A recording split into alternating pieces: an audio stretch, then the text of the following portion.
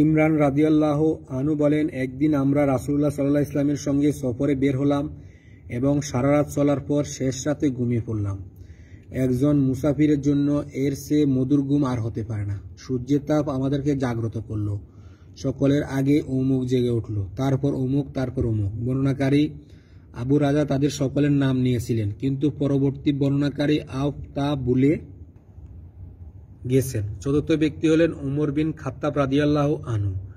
রাসূলুল্লাহ সাল্লাল্লাহু আলাইহি ওয়াসাল্লাম ঘুমিয়ে পড়লে আমরা কেউ তাকে জাগাতাম না, কেননা আমরা অবগত ছিলাম না যে ঘুমের মধ্যে কি ঘটছে। উমর রাদিয়াল্লাহু আনহু জেগে উঠে লোকদের অবস্থা লক্ষ্য করলেন। তিনি ছিলেন একজন দৃঢ়চেতা ব্যক্তি, তাই তিনি উচ্চ স্বরে তাকবীর ধ্বনি করতে লাগলেন।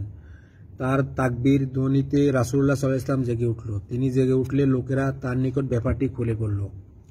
তিনি বললেন, কোনো ক্ষতি নেই কিংবা কোনো ক্ষতি হবে না, এখান হতে প্রস্থান করো। কিছু দূর গিয়ে তিনি অবতরণ করে ওযুর পানি আনতে বললেন এবং ওযু করলেন। আজান দেওয়া হলো এবং তিনি লোকদেরকে নিয়ে নামাজ আদায় করলেন। তিনি নামাজ শেষে করে দেখলেন একটি লোক আলাদা এক প্রান্তে অবস্থিত, সে লোকদের সঙ্গে নামাজ আদায় করেনি। তিনি জিজ্ঞাসা করলেন, হে অমুক, তুমি লোকদের সঙ্গে নামাজ আদায় করনি কেন? সে বলল, আমার উপর গোসল ফরজ হয়েছে, অথচ পানি নেই। তিনি বললেন, পাক মাটি নিয়ে তায়াম্মুম করো, এটাই তোমার জন্য যথেষ্ট। অতঃপর রাসূলুল্লাহ সাল্লাল্লাহু আলাইহি ওয়াসাল্লাম পথ চলতে থাকলেন। লোকেরা তার নিকট পিপাসার অভিযোগ করলেন। তিনি সাওয়ারি থেকে নেমে অমুককে ডাকলেন। আবু রাজা তার নাম বলেছিলেন, কিন্তু আউফ তা ভুলে গেছেন। রাসূলুল্লাহ সাল্লাল্লাহু আলাইহি ওয়াসাল্লাম আলী রাদিয়াল্লাহু আনহুকে ডেকে বললেন, তোমরা দুজন পানির সন্ধানে বের হয়ে যাও। তারা রওনা হয়ে দেখতে পেল এক মহিলা একটি উটের পিঠের দুদিকে পানির দুটি মোশক কিংবা থলি রেখে নিজে মাঝখানে বসে চলছিল। তারা তাকে জিজ্ঞেস করলেন, পানি কোথায়? সে বলল, গতকাল এ সময় আমরা পানির সঙ্গে দেখা হয়েছিল, আমাদের লোকজন পিছনে রয়েছে। তারা বলল, তুমি আমাদের সঙ্গে চলো। সে বলল, কোথায়? তারা বললেন, রাসূলুল্লাহ সাল্লাল্লাহু আলাইহি ওয়াসাল্লামের নিকট। সে বলল, সেই লোকের নিকট যাকে সাবি ধর্মত্যাগী বলা হয়? তারা বললেন, হ্যাঁ। তোমরা যাকে এরূপ মনে করে থাকো তবে চলো।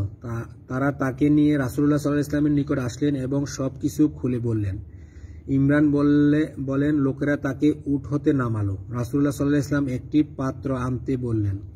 তারপর তিনি মোশক বা থলি দুটোর মুখ খুলে কিছু পানি ঢেলে বড় মুখটি বন্ধ করে ছোট মুখটি খুলে রাখলেন এবং লোকদের পানি পান করতে এবং পশুগুলোকে পান করাতে ডাকলেন। যার ইচ্ছা সে পান করল এবং অন্যকে পান করালো। অবশেষে সেই অপবিত্র লোকটিকে এক পাত্র পানি দিয়ে বললেন, যাও গোসল করো। মহিলাটি দাঁড়িয়ে দেখছিল তার পানি দিয়ে কি করা হচ্ছে।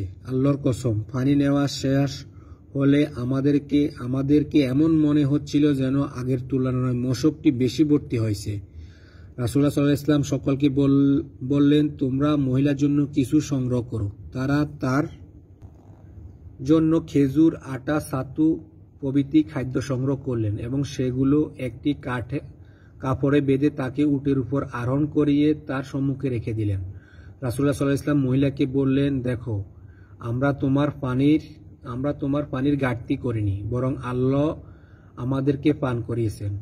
মহিলা তার পরিজনের নিকট ফিরে আসলো।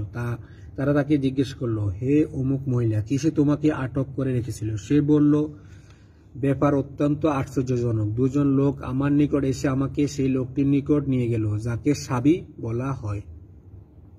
সে এই কাণ্ড করল। তারপর সে তার মধ্যমা ও তর্জনী আঙ্গুলিদ্বয় আসমান ও জমিনের দিকে উঠিয়ে ইঙ্গিত করে বলল, আল্লাহর কসম, এই লোকটি পৃথিবীর সর্বশ্রেষ্ঠ জাদুবিদ্যা বিশারদ অথবা নিশ্চিত আল্লাহর রাসূল। এই ঘটনার পর মুসলমানগণ সেই মহিলার প্রতিবেশী মুশরিকদের উপর আক্রমণ চালাতেন, কিন্তু সেই মহিলা যে দলে ছিল তাদেরকে কিছু করতেন না। একদিন সেই মহিলা তার লোকদেরকে বলল, আমার মনে হয় তারা ইচ্ছে করেই তোমাদের নিষ্কৃতি দিয়েছে। এখনো কি তোমাদের ইসলামের ব্যাপারে সন্দেহ করার কোনো কারণ আছে? তারা তার কথা মেনে নিয়ে ইসলামে প্রবেশ করল।